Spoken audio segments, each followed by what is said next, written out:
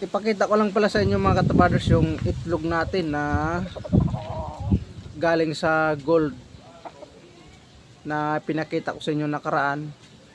Parang may kakaiba na nangyari sa mga itlog. Parang may mga tinik-tinik yung itlog. Pag hinipo mo siya, parang mararamdaman mo na may tinik-tinik ng konti. Ito mga katabaders, pakita ko sa inyo.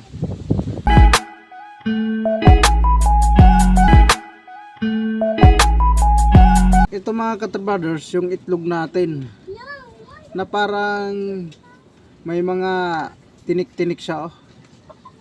Kung mapansin nyo mga katabaders oh. Nakikita nyo ba to? Ito oh. Diba? Sa palagay nyo kaya mga katabaders, healthy kaya tong itlog na to mga katabaders na may mga ganito? Parang hindi siya na-develop ng maayos. Dahil siguro sa sobrang lamig ng mga nakaraan, kaya ganito siguro ang epekto sa inahin natin na hindi na develop talaga. Para kasi siyang may mga tinik-tinik mga katabaders oh, kung mapapansin nyo, diba? Ito yung healthy kasi mga katabaders na itlog, yung makinis siya, pag hinawakan mo siya parang hindi siya magaspang, parang smooth lang siya, parang madula siya pag hinipo mo pag ganun. Pero okay naman siya oh, buo naman na itlog, kaso lang para kasing may mga tinik-tinik mga katabaders pag hinipo mo. Hindi ko alam mga katabaders kung may laman ang mga ganitong itlog.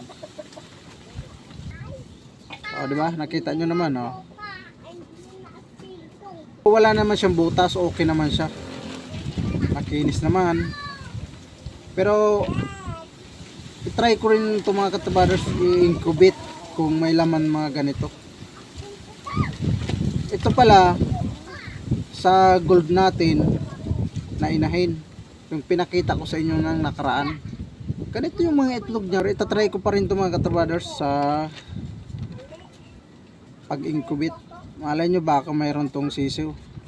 Kung wala, wala tayong magagawa mga katabaders. Wala naman masama kung i-try natin ang ganito itlog, diba? Kasi sayang naman kung hindi natin to itatry. Mayroon din ito, diba? Halos maganda naman ng mga itlog mga katabaders oh.